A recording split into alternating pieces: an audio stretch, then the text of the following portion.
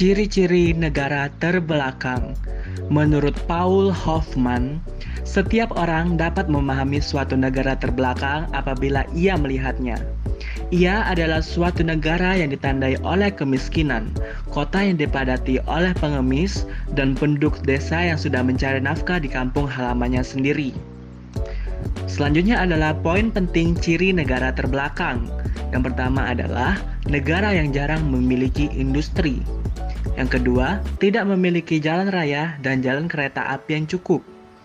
Yang ketiga, pemerintah belum dapat memberikan pelayanan yang memadai. Yang keempat, komunikasi yang ada biasanya buruk. Rumah sakit dan lembaga pendidikan tinggi sangat sedikit. Selanjutnya kita akan melihat ciri-ciri besar negara terbelakang. Di samping sebagian besar rakyat yang miskin, ada pula beberapa daerah yang makmur dengan segelintir penduduk yang hidup dalam kemewahan. Sistem perbankan jelek. Pinjaman dalam jumlah kecil terpaksa diperoleh dari pemilik uang yang tidak lebih baik daripada seorang lintah darat. Kemiskinan. Menurut Bappenas 2004, kemiskinan ialah kondisi di mana seseorang atau sekelompok orang tidak mampu memenuhi hak-hak dasarnya antara lain pangan, kesehatan, pendidikan, pekerjaan, perumahan, air bersih, pertanahan, sumber daya alam, dan lingkungan hidup, rasa aman dari perlakuan atau ancaman tindak kekerasan, dan hak untuk berpartisipasi dalam kehidupan sosial politik baik bagi perempuan maupun laki-laki. Menurut Edi Suharto dalam bukunya yaitu Membangun Masyarakat Memperdayakan Rakyat, ada 5 penyebab kemiskinan. Yang pertama ialah rendahnya kualitas sumber daya manusia, yang kedua motivasi yang rendah, yang ketiga pandangan dalam hubungan kekeluargaan, yang keempat terbatasnya pilihan lapangan kerja yang memadai, dan yang terakhir ialah tidak kreatif. Di sini ada profil kemiskinan di Indonesia pada bulan September tahun 2020 yang dirilis oleh Badan Pusat Statistik berdasarkan Survei Ekonomi Nasional. Menurut data tersebut, presentasi penduduk miskin pada September 2020 naik menjadi 10,19%, meningkat 0,41% pada Maret 2020, dan meningkat 0,97% pada September 2019. Disebutkan jumlah penduduk miskin pada September 2020 sebesar 27,55 juta orang, meningkat sebesar 1,13 juta orang terhadap Maret 2020 dan meningkat 2,76 juta orang terhadap September 2019. Terdapat jenis-jenis kemiskinan. Yang pertama ialah kemiskinan subjektif. Kemiskinan subjektif ialah persepsi individu bahwa ia tidak mampu memenuhi kebutuhannya. Yang kedua, kemiskinan mutlak ialah pendapatan individu atau keluarga berada di bawah persyaratan kelayakan atau di bawah garis kemiskinan. Yang ketiga, kemiskinan relatif ialah kemiskinan yang diakibatkan oleh dampak kebijakan pembangunan yang belum menjangkau seluruh lapisan masyarakat. Yang keempat, kemiskinan alamiah yaitu kemiskinan yang disebabkan oleh kurangnya sumber daya alam. Hal ini menyebabkan turunnya produktivitas masyarakat.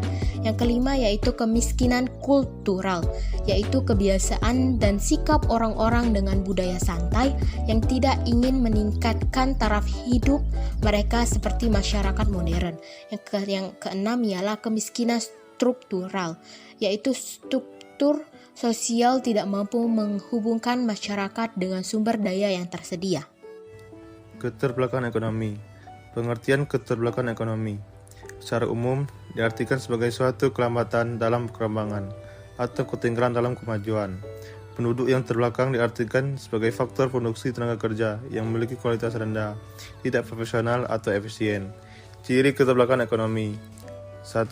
Rendahnya pendapatan per kapita. 2. Efisiensi tenaga kerja yang rendah. 3. Terbatasnya spesialisasi dalam jenis pekerjaan dan perdagangan. 4. SDM yang rendah. 5. Serta struktur nilai dan sosial yang memperkecil kemungkinan perubahan ekonomi. Penyebab keterbelakangan ekonomi: 1. Pemerintah yang lebih mementingkan nilai daripada kualitas anak. 2. Pemerintah yang selalu menyalahgunakan uang negara. 3. Kurangnya semangat belajar pada anak. 4. Kurangnya kreativitas pada diri masyarakat sehingga SDA yang ada di negara kita digunakan oleh negara lain. 5. Kurangnya tingkat kritis SDM. 6. Kurangnya lapangan pekerjaan yang disediakan pemerintah. Solusi keterbelakangan ekonomi. 1. Memiliki semangat ingin maju yang tinggi pada setiap individu. 2. Meningkatkan SDM. 3. Membuka lapangan pekerjaan. 4. Meningkat kemajuan iptek. 5. Pemerintah melakukan kebijakan mengenai cara meningkatkan ekonomi negara. 6. Menambah jumlah produksi dalam negeri. Sumber alam kurang terolah. Artinya, sumber alam tersebut tidak atau kurang dimanfaatkan dengan optimal dan maksimal. Pada umumnya, di negara terbelakang tidak kekurangan tanah, mineral, air, maupun hutan. Sumber alam melimpah di negara terbelakang, tetapi belum menemukan teknologi, organisasi sosial, dan ekonomi yang pantas agar dapat atau mampu mengolah sumber alam tersebut dengan optimal dan maksimal. Contoh negara terbelakang dengan sumber alam yang melimpah. India memiliki 900.000 hektar tanah kosong yang sebenarnya tanah ini dapat ditanami dengan berbagai tanaman atau pertanian lainnya yang bisa berpotensi membawa keuntungan. Lalu, India juga memiliki potensi tenaga air sebesar 41 juta kilowatt, tetapi potensi yang dimanfaatkan hanya sebesar 10% saja. Selanjutnya, Afrika memiliki 44% potensi tenaga air di dunia, tetapi hanya dimanfaatkan kurang dari 0,1% saja. Dan juga Afrika kaya akan cadangan tembaga, timah, bauksit, dan emas. Asia kaya akan minyak, besi, mika, mangan, dan juga timah.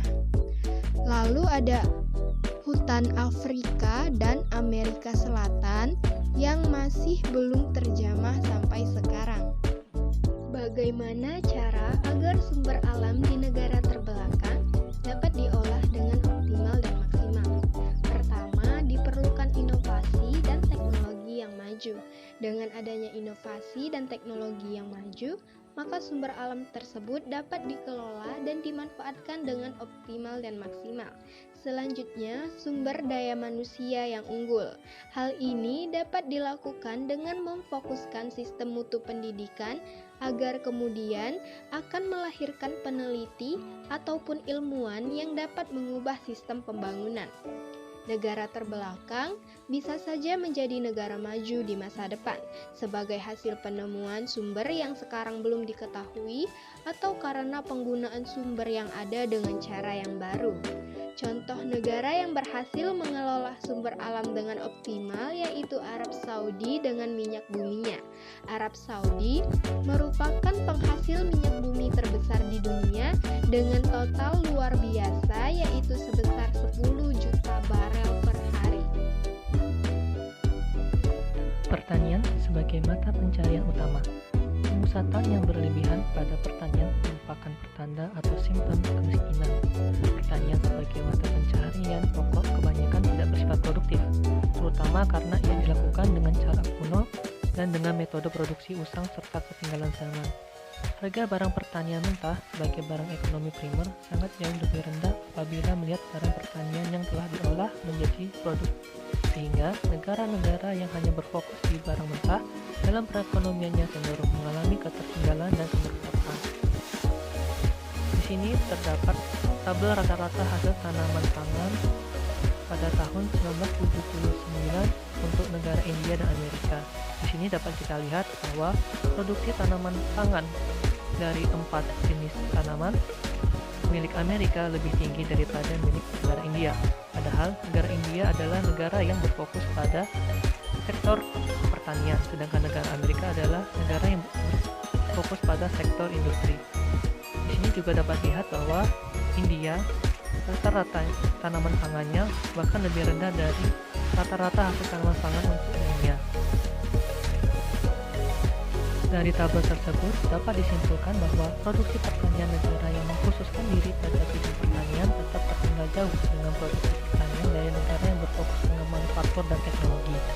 Negara manufaktur sendiri dapat memaksimalkan produksi mereka dengan teknologi yang mereka miliki, sehingga walaupun alokasi mereka terhadap bidang pertanian hanya berkisar 2,4% hingga 4% saja dalam ekonomi. negara pertanian tidak dapat memaksimalkan produksi utama mereka karena keterbatasan teknologi yang dapat mereka produksi sendiri. Hal ini juga diperparah dengan harga teknologi dari luar negara mereka yang tidak sanggup mereka beli pula. Alhasil, produksi di segala sektor mereka, terutama pertanian, terus-menerus kalah dengan mereka yang memiliki teknologi sendiri. Ciri-ciri demografi. Adapun hal yang disebabkan dari ciri-ciri demografi yang pertama yaitu luas. Kemudian yang kedua, ciri dari demografi yaitu kepadatan. Yang ketiga yaitu struktur usia. Dan yang terakhir yaitu 4, laju pertumbuhan penduduk yang beragam. Nah, di samping dari ciri-ciri demografi yang berbeda, ada satu kesamaan ciri yang sama dari demografi, yaitu pertambahan penduduk yang cepat berbarengan dengan tingkat pendapatan yang rendah dan nihilnya tingkat pemupukan modal. Maka kian lengkaplah kesulitan bagi negara seperti itu menopang pertambahan penduduknya. Adapun tabel pertumbuhan penduduk.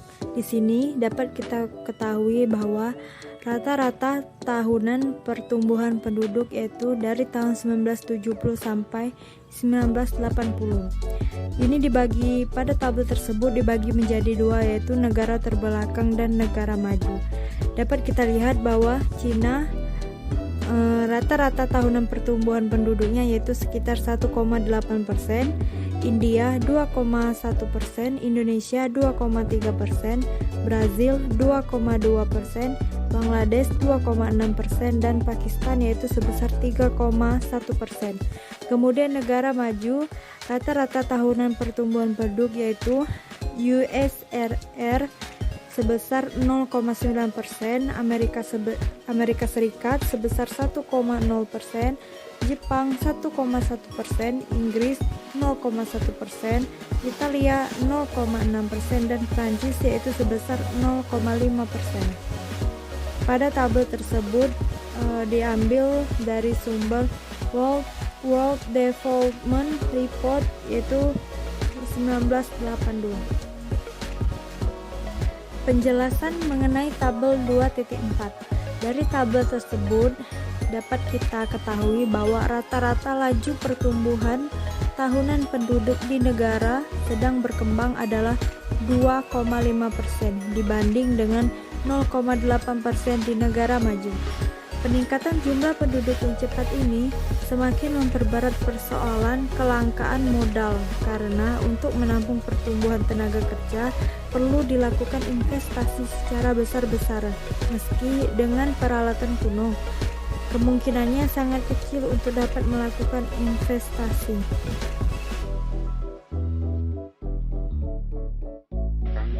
Ekonomi dualistis. Perekonomian dualistis negara yang sedang berkembang. Hampir semua negara sedang berkembang mempunyai perekonomian yang dualistis. Di satu pihak berekonomi pasar dan di pihak lain berekonomi pertanian. Yang pertama berpusat di dekat kota, sedangkan yang lain di daerah pedesaan. Yang satu maju dan yang lain kurang maju. Di beberapa negara terbelakang terdapat semacam kantong-kantong yang dikendalikan luar negeri sehingga tercipta suatu wajah perekonomian yang digemukan. Yang dikendalikan oleh luar negeri itu sangat bersifat kapitalis dan biasanya ladang mereka walau minyak pertambangan. Sifat 2 muka atau 3 muka perekonomian tadi dengan demikian tidak memandang ataupun mendorong kemajuan ekonomi yang sehat. Sektor primer menghalangi pertumbuhan sektor sekunder dan sektor tersier tidak memungkinkan adanya perluasan dan perkembangan. Perekonomian dualistis. Adapun ciri dari ekonomi pasar dan ekonomi pertanian sangat jauh berbeda sekali. Yang pertama, ekonomi pasar mempunyai ciri fasilitas kehidupan yang sangat lengkap, kemudian letak kehidupan di dekat ataupun berpusat pada kota, kemudian mengkonsumsi barang impor, dan yang terakhir pengelolaan sumber daya alam oleh perusahaan asing. Sedangkan untuk ekonomi pertanian sangat terbelakang dan jauh berbeda dari ekonomi pasar. Permasalahan ekonomi dualistis. Derajat hubungan ketergantungan antara kedua sistem pelaku umumnya terjadi dalam pola yang tidak seimbang. Dalam hal ini, sistem pelaku ekonomi superior cenderung dominan ataupun mensubordinasi sistem pelaku ekonomi inferior karena kekuatan ilmu pengetahuan, teknologi, modal, dan sumber daya manusia yang dikuasai pelaku ekonomi sektor di modern tersebut. Namun tetap saja ada resistensi dari pelaku ekonomi tradisional ataupun pedesaan yang berupaya mengembangkan tantangan sosial ekonomi yang sesuai dengan sistem nilai dan sistem sosial budaya mereka. Teori dualisme ekonomi dalam konteks Indonesia saat ini juga membantu menganalisis dialektik hubungan ekonomi antar pelaku ekonomi ataupun negara terbelakang. Dalam perkembangannya, antara dua keadaan yang kontras tersebut tidak lagi dapat berdampingan secara sejajar, melainkan satu sistem subordinasi oleh sistem yang lain. Kenyataan model ataupun ekonomi dualisme ini berpengaruh dalam pengambilan kebijakan ekonomi dan penyusunan strategi. Dalam struktur dualistik yang ditimpang, pengaruh kebijakan ekonomi dapat berbeda, sehingga dibutuhkan kebijakan afirmatif kepada pelaku yang kecil, rentan, dan miskin. Jika tidak, kebijakan yang didesain secara makro-deduktif cenderung selalu menguntungkan ataupun makin memakmurkan pelaku ekonomi besar sektor modern, yang membawa korban pada pemalsuan kesejahteraan pelaku ekonomi rakyat yang umumnya bergerak di sektor informal, pertanian, dan di wilayah pedesaan.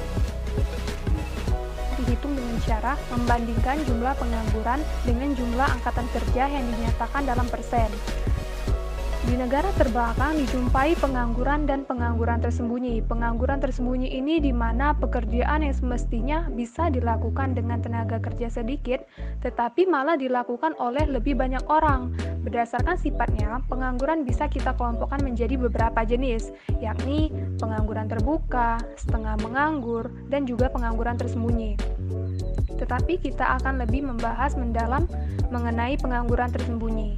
Pengangguran tersembunyi merupakan ciri utama sebagian besar negara terbelakang. Pengangguran seperti ini tampil secara terpaksa setiap orang bersedia kerja, tetapi mereka tidak mendapatkan kerja karena tidak adanya faktor pendukung. Ada pula jenis pengangguran tersembunyi lain di negara seperti ini, umpama apabila seseorang karena menganggur terpaksa melakukan pekerjaan menurutnya tidak sesuai dengan keinginannya dan tidak sepadan dengan pendidikannya. Atau lebih jauh, ada pula yang bekerja seharian penuh tetapi dengan imbalan yang sangat sedikit, hanya cukup untuk bangkit dari batas kemiskinan. Mereka adalah pedagang keliling, pedagang kecil, pekerja hotel, dan lain sebagainya. Selanjutnya, yaitu mengenai contoh dan dampak pengangguran tersembunyi. Contoh pengangguran tersembunyi. 1. Bekerja di luar bidang keilmuan, di mana mereka yang memiliki latar belakang pendidikan sarjana hukum yang seharusnya berprofesi sebagai seorang hakim, jaksa, atau berbagai profesi lain yang berkaitan dengan latar belakang pendidikannya. Namun ternyata ia menjadi seorang guru. Ilmu yang sudah dipelajarinya saat menempuh pendidikan hukum tidak bisa diaplikasikan saat menjadi seorang guru. Nah, kondisi ini bisa kita sebut dengan pengangguran tersembunyi bila produktivitasnya menjadi seorang guru dinilai rendah.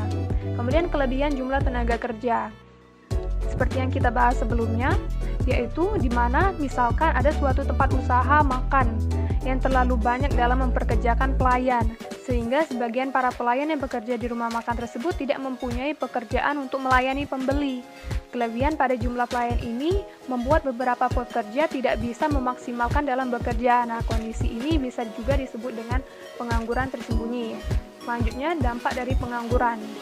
Dampak dari pengangguran akibat pada kegiatan perekonomian. Pengangguran dapat berdampak pada kegiatan perekonomian, di mana pengangguran bisa menjadi penyebab pendapatan potensial. Pendapatan yang seharusnya diperoleh masyarakat lebih tinggi daripada pendapatan nasional real.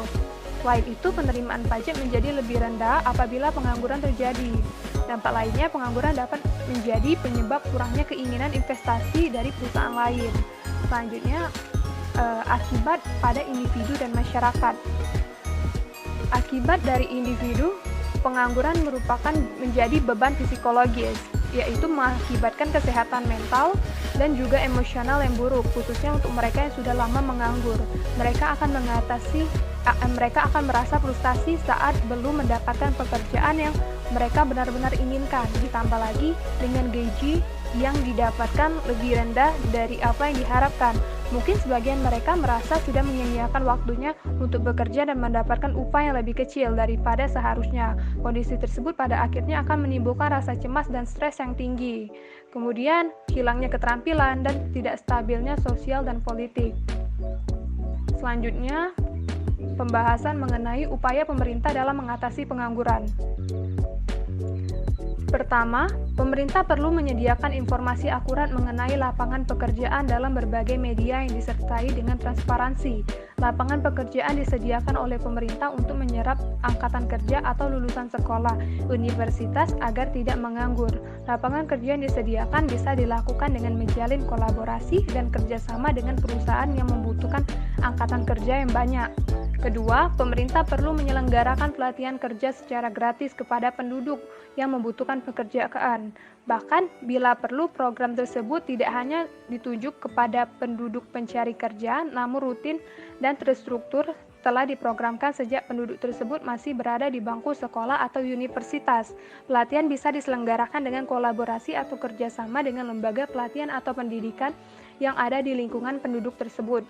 Ketiga, pemerintah perlu melakukan pengawasan dan program meningkatkan mutu pendidikan dan jiwa kewirausahaan. Pendidikan perlu salah satu upaya meningkatkan kualitas sumber daya manusia di Indonesia.